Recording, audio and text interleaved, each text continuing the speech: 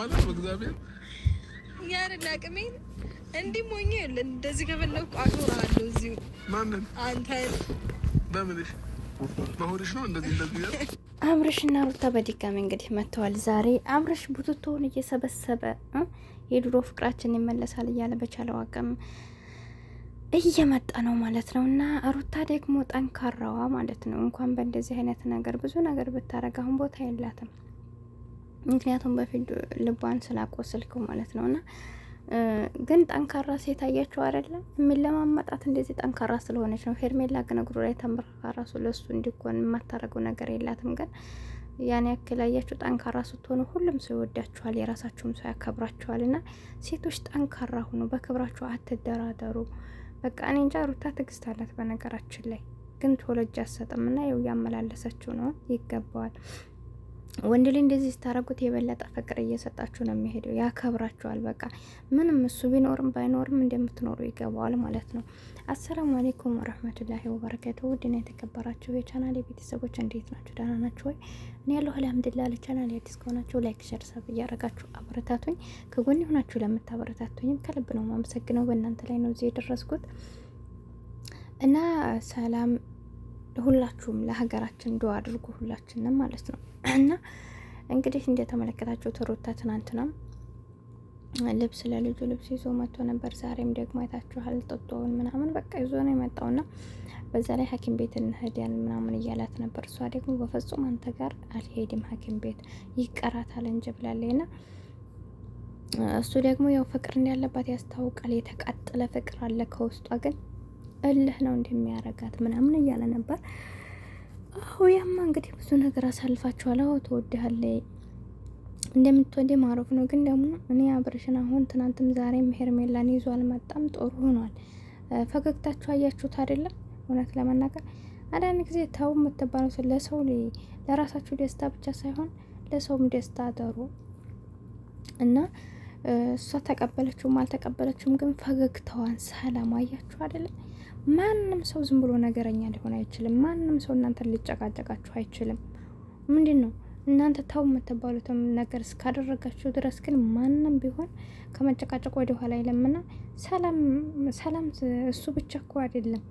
ሰላም በቤታችን በትዳራችን ሰላም ካለ ለእኛ ብቻ አይደለም አብሮን ለሚኖር ሰው ለጎረቤት ለሁሉም ሰው ነውና እኛ ሰዎች እናናደል ስንል ራሳችንን አብረን እናደዳለንና አብርሽ በሚያደርገው ነገር ሩታ ብቻ አይደለች የምትናደደው፣ እሱም መልሶ ይናደድበታል። ሌላውም ሰው እንደነገርኳችሁ ተመልካችን ብዙ ነገር ነውና ሰላም ለሁሉም ነው የሚያስፈልገው። እኛ ሰላም በፈጠርነው ቁጥር በእኛ ሰላም የሚኖሩ ብዙ ሰዎች አሉ፣ በእኛ ደስታ የሚኖሩ ብዙ ሰዎች አሉ፣ በእኛ መኖር የሚኖሩ ብዙ ሰዎች አሉ።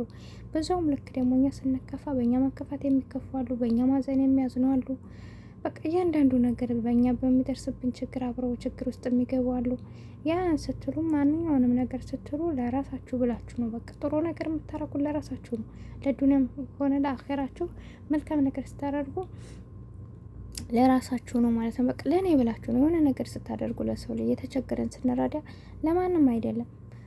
በቃ ለነገ ቤታችን እየሰራ ማለት ነው እና ማንም ሰው በሰራው ልክ ስለሚመነዳ ስለዚህ በህይወታችንም ደስተኛ ሆነን ለመኖር ከፈለግን በቃ ጥሩ ነገሮችን ለማድረግ ያ የምናደርገውም ደግሞ ለማንም ሳይሆን ለራሳችን ነው ብለን አስበን መልካም ነገር ለማድረግ መጥፎ ነገርም ልናደርግ ስናስብ በቃ ይሄ መጥፎ ነገር የምናደርገው ዛሬ እንኳን ባይደርስብን ነገ አኼራ ላይ የሚጠብቀን ፈተና ነው።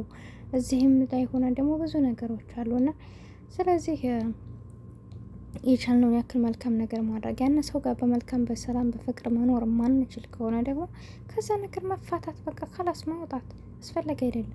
ምክንያቱም አብረን ኩን እነሱንም እኛንም ሌላውንም ሰው ከምናቃጥል መላቀቅ ይቻላል በሰላማዊ መንገድ። ብዙ ባለትዳሮች አሁን የሆነ እየተደባበሩ ወይ በግልጽ አይነጋገሩ ወይ ደግሞ ካላስ ያንን ነገር ደግሞ ወይ ከዛ ነገር አይወጡ በመደባበቅ ብዙ ነገሮችን ይሰራሉና ትዳር ውስጥ ላይ መደባበቅ አስፈላጊ አይደለም። ምንም አይነት ነገር ይሁን ያልተመቸህ ነገር አልተመቸህም። ያቺ ሴትዮ ታስተካክላለች እምችል ከሆነ ታስተካክላለች። ተፈጥሯዊ ከሆነ ደግሞ ካላስ አንተ በተፈጥሯ በማንነቷ ማማንና ምን ልትወዳ ካልቻልክ በግልጽ አማርኛ ካላስ መናገር። እኔ ብዙ ጊዜ ላለው እንደዚህ አይነት ነገር ብዙዎች አሁን ግልጽ አይደሉም።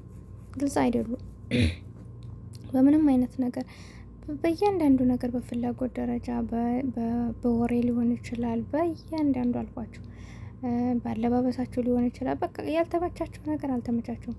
ያንን ሰው ሊያደርግላችሁ ከቻለ መጠየቅ፣ ካልቻለ ደግሞ አልቻለም። ብዙ ጊዜ በብዙ አይነት ነገሮች ትዳር እንደሚፈርስ ታውቃላችሁ። እና ያልተመቸው ፓርት ካለ ያልተመቸው ነገር ካለ ለእሷ ከሚነግራት ይልቅ ነው ከእሷ ያጣውን ነገር ሌሎች ጋር ለማግኘት ይሄዳሉ። ይሄ ነው ጭራሽ አስፈላጊ አይደለም ይሄ። ምክንያቱም እንደነገርኳችሁ እናንተ የምትፈልጉት የራሳችሁ ፍላጎት አላችሁ። ፍላጎታችሁን ወይም ደግሞ እናንተ የምትፈልጉት ሌላ ነው። እነዛ ሰዎች ደግሞ ያንን ነገር ማሟላት ካልቻሉ ግዴታ እነሱ ጋር ተናፈሩ አይደለም። በቃ እንድታስተካክል መናገር እንዲያስተካክል ነገሩ። ከዛ ውጭ ደግሞ ማስተካከል ማይችል ከሆነ በሰላማዊ መንገድ ካላስ ያንን አንተ የጠላኸውን ማንነቷን የሚወደው ሰው ሊመጣበት ሊኖር ይችላል።